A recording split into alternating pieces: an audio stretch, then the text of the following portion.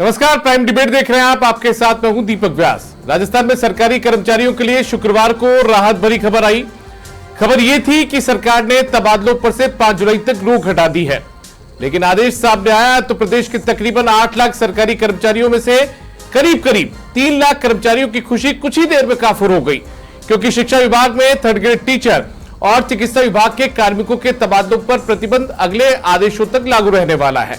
सामान्य तौर पर माना यह जाता है कि राजस्थान में शिक्षा विभाग में 3.5 लाख कर्मचारी हैं, जिनमें से 3rd ग्रेड के टीचर्स की संख्या करीब करीब 2,20,000 है, जबकि चिकित्सा विभाग में 90,000 कर्मचारी हैं। लिहाजा तबादलों पर प्रतिबंध कायम रहने वाले कर्मचारियों की संख्या तकरीबन 3 लाख के आसपास होती है। लिहाजा आज चर्चा इसी मुद्दों पर करेंगे कि तबादलों पर से हटी रोक से 5 लाख कर्मचारियों को तो राहत मिल गई है, लेकिन बाकी बचे 3 लाख कर्मचारियों के लिए क्या आफत अभी भी बरकरार रहेगी या फिर भविष्य में इसके लिए कोई रास्ता निकाला जाएगा। और इसी मुद्दे पर चर्चा के लिए हमारे साथ में कुछ खास मेहमान जुड़ चुके हैं, उनका परिचय आपसे करवा देते हैं। हमारे साथ में स्टूडियो से जुड़ चुके हैं जीएल वर्मा जी, जो कि राजनीतिक विश्लेषक हैं। हमारे साथ में सूरज सोनी जी जुड़ चुके हैं, जो कि बीजेपी के प्रवक्ता हैं। साथ में पौरुष भारद्वाज जी जुड़ चुके हैं, जो कि कांग्रेस पार्टी के प्रवक्ता है, और साथ ही गजेंद्र शेखावत जी जुड़ चुके हैं, जो कि कर्मचारी महासंघ एकीकृत के राजस्थान के प्रदेश अध्यक्ष हैं। आप चारों का बहुत स्वागत है। चर्चा की शुरुआत सूरज जी से करते हैं। सूरज जी, क्या सरकार की मंशा थी जो फैसला लिया गया, लेकिन इसमें 3rd ग्रेड के टीचर्स को छोड़ दिया गया और चिकित्सा विभाग के कर्मचारियों को छोड़ दिया गया? देखिए दीपक जी, प्रशासन के अंदर जो कार्य होते हैं उनको सुचारू रखे और सुचारू कार्य चले, उन कार्यों में सुचारूपन बना रहे और लोगों के काम आसानी से होते रहे। इसके लिए जो सरकारी कर्मचारी है, कर्मचारी संगठन है, वे भी लंबे समय से चाह रहे थे कि सरकार बनने के बाद में और कुछ लोगों की जो असुविधा होती है इधर उधर जाने की और उनकी जो दक्षता होती है उसके आधार पे ये ट्रांसफ़र पॉलिसी रहती है। तो ये ट्रांसफ़र 16 दिन के लिए तो ऐसी व्यवस्था की गई है कि जो लोग हैं इसमें लाभान्वित हो सके, ऐसे लोग जिनसे लोग लाभान्वित हो सके। अभी जो है आप देखिए कि शिविर भी चल रहे हैं ग्रामीण और शहरी क्षेत्रों के, तो उनमें भी कर्मचारियों की कमी नहीं रहे कहीं, तो इसको देखते हुए ये बैन हटाया गया है। और इसमें आप देखिए प्राथमिकता हमारी सरकार ने रखी है कि विधवा है, परित्यक्ता है, एकल स्त्री है, एकल महिला है, इसके साथ ही जो गंभीर बीमारियों से पीड़ित कर्मचारी है, जिनमें कोई कैंसर का पेशेंट हो सकता है या कोई जो है गंभीर बीमारी किडनी की है और हार्ट की है, उनसे संबंधित जो भी होंगे उनको प्राथमिकता इसमें दी जाएगी ट्रांसफर में। ये इस पॉलिसी में डिसाइड हो चुका है। और चूंकि पहले भी कई बार आपने देखा कि जब और अन्य सरकारों के समय पिछली सरकार भी थी कि इस ट्रांसफर को एक तबादला उद्योग के रूप में ये चर्चित हो गया था, तो इसमें भी सरकार ने गहनता से विचार किया और पूरी मॉनिटरिंग निगरानी रख करके इस बार जो प्राथमिकता दी जाएगी वो उन्हीं लोगों को दी जाएगी जो वास्तव में जरूरतमंद है या जिनकी दक्षता के कारण जो प्रशासकीय कार्य है उनके अंदर अधिक सहूलियत हो सके, ऐसा तय किया गया है। ठीक है गजेंद्र शेखावत जी, मैं आपसे जानना चाहता हूं सर, आप लोगों ने डिमांड की, बहुत सारे कर्मचारी संगठनों ने डिमांड की, सरकार ने तबादलों पर से बैन तो हटा दिया, लेकिन 3rd ग्रेड के टीचर्स को लाभ नहीं मिल पाएगा, साथ ही जो चिकित्सा विभाग के कर्मचारी उनको भी लाभ नहीं मिल पाएगा। तो कुछ लोगों के लिए तो राहत है, कुछ लोगों के लिए आफत अभी भी बरकरार है।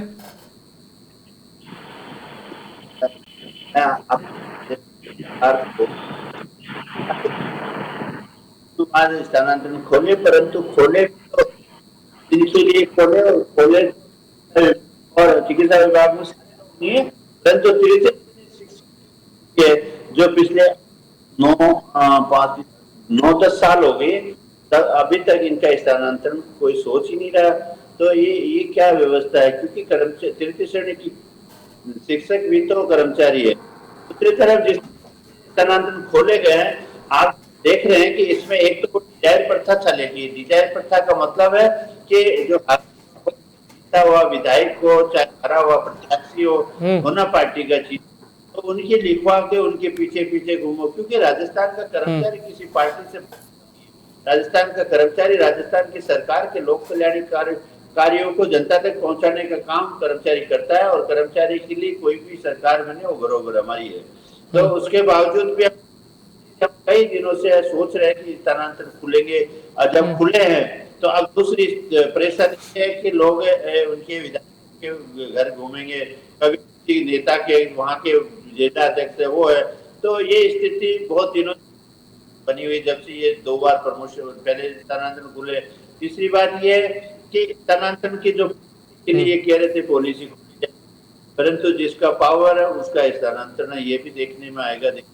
दूसरी चीज ये है कि स्थानांतरण कब होंगे, क्योंकि जब स्थानांतरण 19 तारीख से खोले गए तो आदेश, क्योंकि सरकार सारे डेटा है सरकार के सब जितने भी कर्मचारी है उन्होंने अपनी एप्लीकेशन की है, इन्होंने और भी कर रखी है, तो ये क्यों नहीं 1-2 दिन में स्थानांतरण कर दिया जाए। इससे क्या होता है, अगर किसी कर्मचारी का गलत तरीके से स्थानांतरण हो गया तो उस कर्मचारी को वापस करवाने में कई दिक्कत नहीं है, जबकि कर्मचारी का होगा कि जैसे जो लास्ट डेट है 5 तारीख है, 5 जुलाई को स्थानांतरण होंगे या 6 तक भी होंगे या बैक डेट पे कर दिए जाएंगे। ठीक है, मतलब 2-2 दिन बाद ही बैक डेट में स्थानांतरण होंगे और उस कर्मचारी जब इंटेंसली किसी का हुआ और वो कर्मचारी में आ गया। ठीक है गजेंद्र जी, मैं वापस आऊंगा आपके पास में, मैं जीएल वर्मा जी आपके पास आऊंगा, उससे पहले मैं कांग्रेस का रिएक्शन जरूर ले लेता हूं, क्योंकि अभी सूरज जी ने आरोप लगा दी कि हमारे यहां तो निष्पक्षता से होंगे और इनके यहां तबादला उद्योग चलता था। परू जी, सरकार ने राहत दे दी या फिर अभी भी तकरीबन 3 लाख कर्मचारियों के लिए तो आफत है?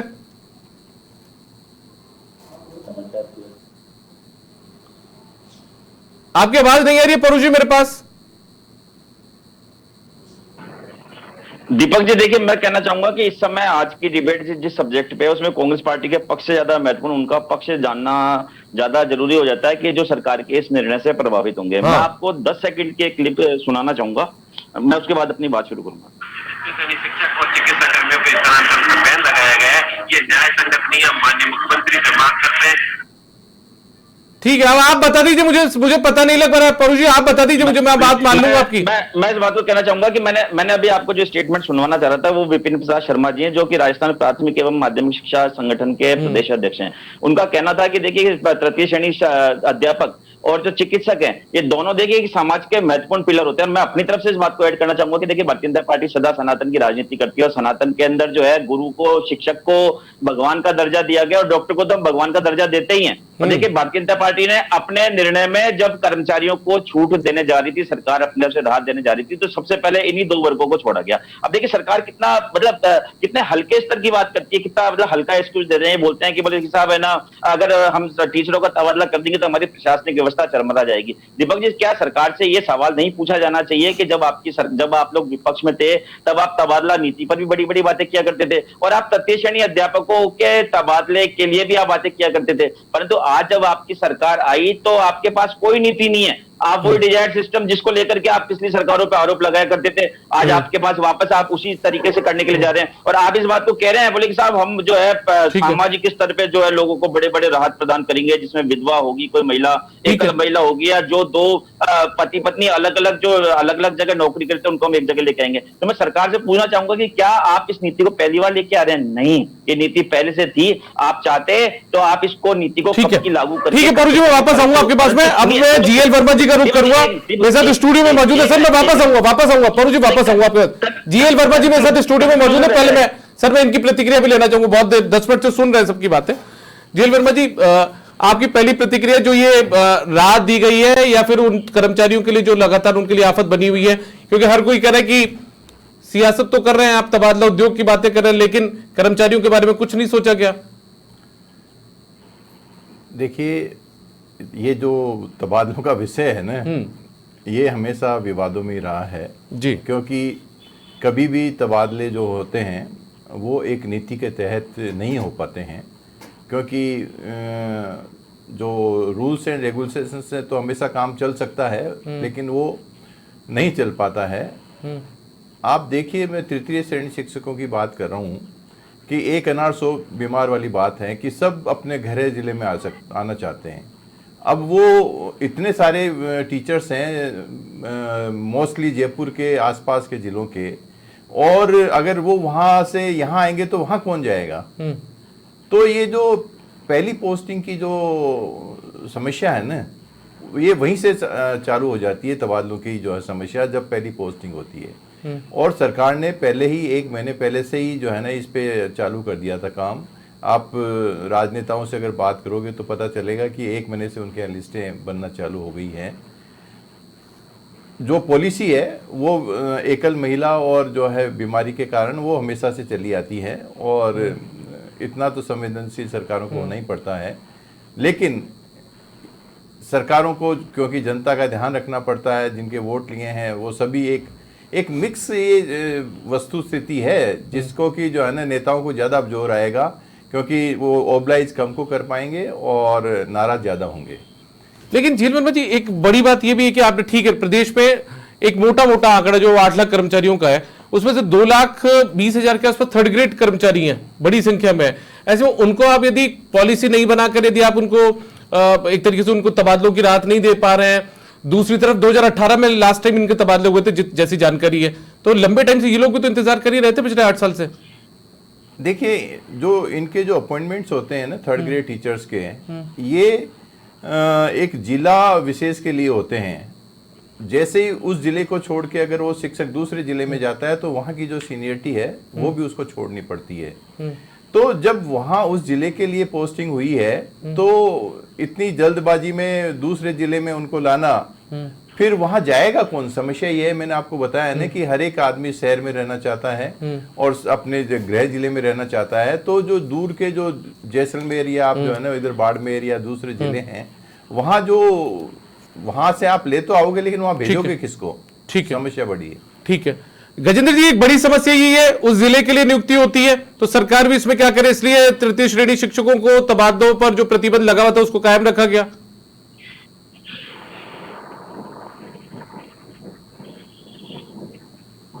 आपकी आवाज नहीं आ रही है मेरे पास में गजेंद्र जी। आवेदन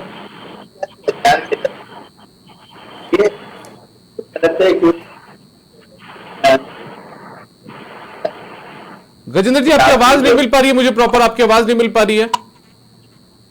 जिस तरीके से स्थानांतरण हुए थे जी,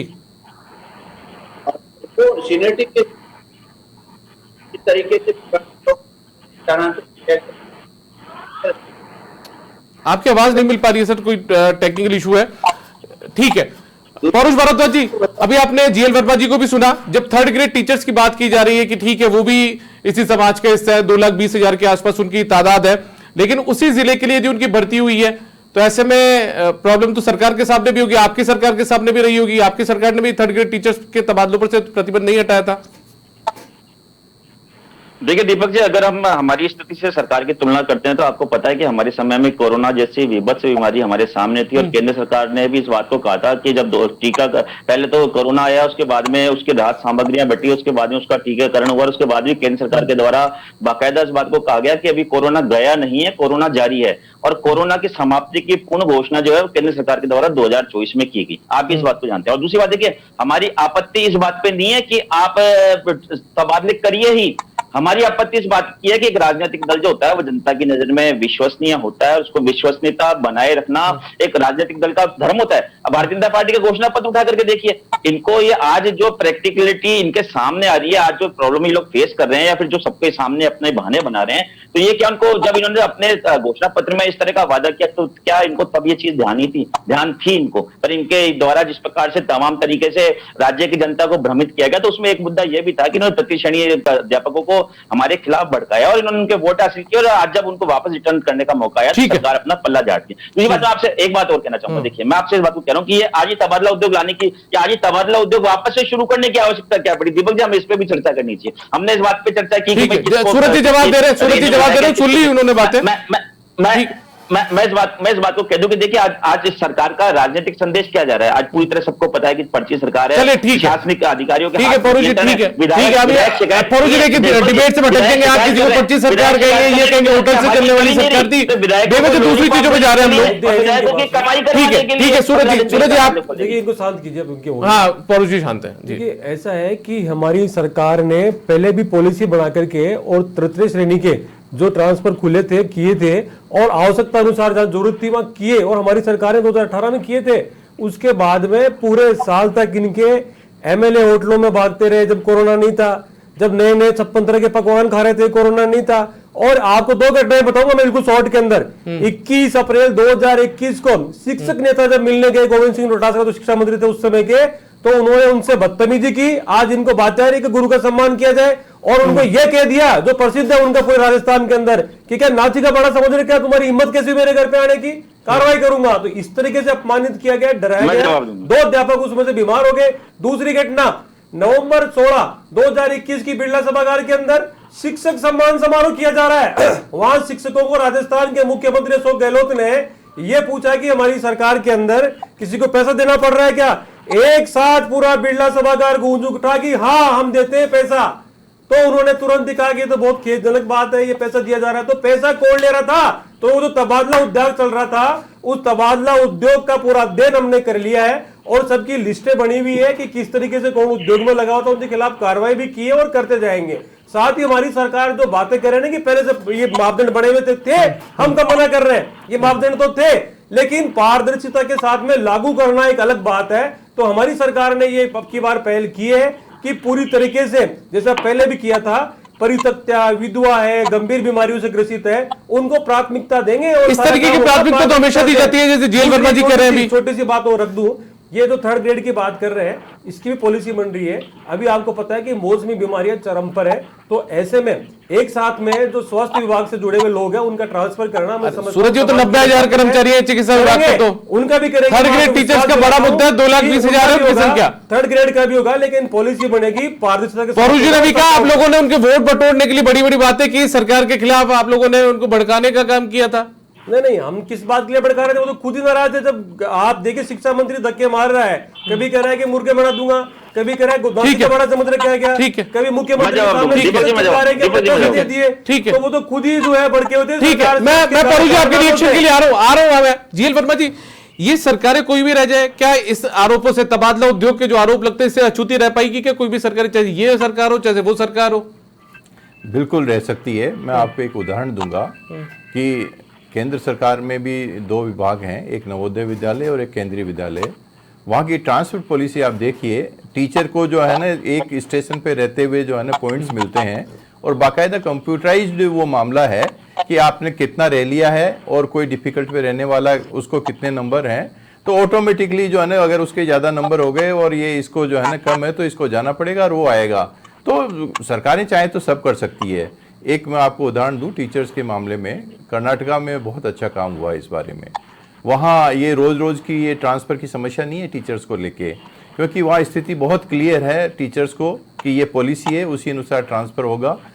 और वहाँ डिजायर की जो है कम जो है वो वैल्यू है, बजाय कि उसके पॉलिसी वहाँ ज़्यादा मैटर करती है। तो पहली बात ये है कि पॉलिसी, और दूसरी बात ये है कि कितने ट्रांसफ़र होंगे। ट्रांसफर तो सभी मांगेंगे, लाखों कर्मचारी हैं, सरकार ट्रांसफर कितने लोगों के करेगी वो अभी इसमें जो है देखने वाली बात है। ठीक है पौरू जी, अब आपका रिएक्शन, आप कुछ बोलना चाह रहे थे। दीपक जी देखिए, मैं इस बात को कहना चाहूंगा कि भारतीय जनता पार्टी कभी भी विपक्ष के मोड़ से बाहर निकल ही नहीं पाती। भारतीय जनता पार्टी इस बात को भूल जाती है कि वो सरकार में बैठे हैं, पिछली सरकारों ने क्या किया क्या नहीं किया वो चर्चा का विषय नहीं है। आज चर्चा का, पिछली सरकारों ने अगर कुछ गलत किया तो जनता ने उनको विपक्ष में बैठा दिया। आज चर्चा का विषय है कि आपने क्या किया। तो आपकी स्थिति है कि आज आप इस बात को कह रहे हैं कि भाई हमने सिस्टम बना लिया, तो क्या सिस्टम बना लिया तो आप इस बात को गारंटी के साथ कह सकते हैं कि आपके यहाँ एक भी डिजायर नहीं चलेगी। जैसा कि अभी वर्मा साहब ने बताया कि कर्नाटक में हमारी सरकार में विधायकों की डिजायर नहीं चल रही, क्या आप इस बात का वादा कर सकते हैं? नहीं कर सकते। आपने जो क्राइटेरिया बनाए, क्या आप इस बात को दावे के साथ में कह सकते हैं कि उन सभी लोगों को रिलीफ देंगे कि जिनका क्राइटेरिया आपने एक है ना पीड़ित के तौर पे आपने बनाया?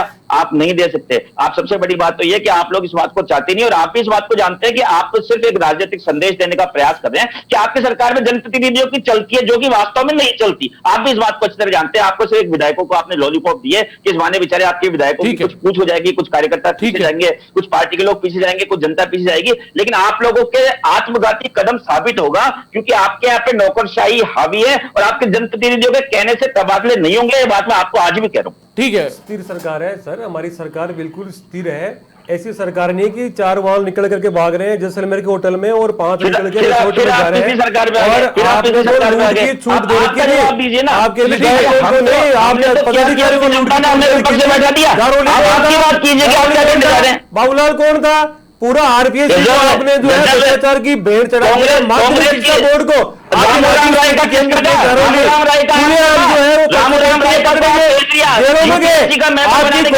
पदाधिकारी भाग रहे,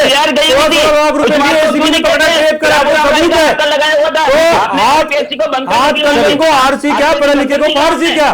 तो जो खुलेआम चोरों की लूट हो रही थी और जो रिपोर्टेड आगे जिनके खिलाफ चालान हो गए, उनके लिए हम तो ये कह रहे हैं कि वो लूट की छूट थी। हमारी सरकार इस पारदर्शिता से काम करेगी कि हम नहीं देते, हमारे विधायक की आवश्यकता नहीं होती, मॉनिटरिंग करता है हमारा विधायक केवल कि कोई किस तरह का आदमी है जिसके स्कूल में जाने से वहां अच्छी शिक्षा का संतुलन बन सके और स्तर गुणवत्ता सुधर सके, उसी की मॉनिटरिंग का है हमारा। तो गजब है। गजेंद्र जी आप हमारे साथ हैं क्या? चलिए ठीक है। जीएल वर्मा जी, अब आखिरी टिप्पणी मैं आपसे चाहता हूं, क्योंकि ठीक है वापस से सियासत के फेर में तमाम चीजें उलझ गई। सरकार को क्या करना चाहिए सर अब कि जो 3rd ग्रेड टीचर्स हैं उनकी भी बात रह जाए, चिकित्सा विभाग के जो कर्मचारी उनकी भी बात रह जाए, उनकी भी इच्छा पूरी हो जाए, इसके लिए क्या कोई पॉलिसी बनाई जा सकती है भविष्य में, या जो आपने जिलों की बात की वो एक बड़ी चुनौती सरकार के सामने रहने वाली है? देखिए, ये बात आपको माननी पड़ेगी कि अभी जो है ये जो तबादला खोले हैं उस टाइम जो है स्कूलों में नए प्रवेश भी काफ़ी होंगे। उस टाइम शिक्षकों को इस काम से जो है हटाया नहीं जा सकता कि वो ट्रांसफ़र में उलझे रहेंगे तो आपके प्रवेश कौन करेंगे। दूसरा जो है जो मेडिकल वाले हैं वो भी जो है ना इस टाइम जो है अभी ठीक नहीं होता है। इनके लिए जो है ना सर्दियों में थोड़ा सा जो है ना ठीक समय होता है। बात खुल के और ये महत्वपूर्ण ये है कि पॉलिसी जो है महत्वपूर्ण है कि पॉलिसी क्या हो और उसके हिसाब से हो। अभी राजनेता तो अपनी तरीके से बात करेंगे, लेकिन हम देखते हैं कि जो है ना सोशल मीडिया पे क्या हर एक आदमी डिजायर लेके घूमता है विधायकों की। हम कहते हैं कि जो है ना विधायकों की उससे नहीं होगी, लेकिन विधायक की डिजायर खूब चलती है मार्केट में, लेकिन काम होता है कि नहीं होता ये पता नहीं। लेकिन विधायकों को भी तो जो है ना अपनी जनता का ध्यान रखना ही पड़ेगा, वो भी राजनीतिक व्यक्ति हैं, इसलिए उसमें ये कोई बीच का एक सिस्टम होना चाहिए। सिस्टम फिक्स हो जाए तो लोगों को लगे कि हाँ अब ये ऐसा ही होगा, तो वो उसके लिए मेंटली प्रिपेयर हो जाए। ठीक है, चलिए बहुत शुक्रिया आपका जीएल वर्मा जी, आप हमारे साथ जुड़े। गजेंद्र जी आपका भी बहुत शुक्रिया, साथ में सूरज सोनी जी और परुष भारद्वाज जी आपका भी बहुत शुक्रिया। तो कुल मिलाकर देखिए अभी भी राजस्थान के 8 लाख में से तकरीबन मोटे तौर पर 3 लाख कर्मचारी ऐसे हैं जिनको तबादलों पर से प्रतिबंध हटने का इंतजार है। देखना होगा भविष्य में सरकार उनके लिए क्या कदम उठाती है। फिलहाल प्राइम डिबेट में इतना ही, इजाजत दीजिए, नमस्कार।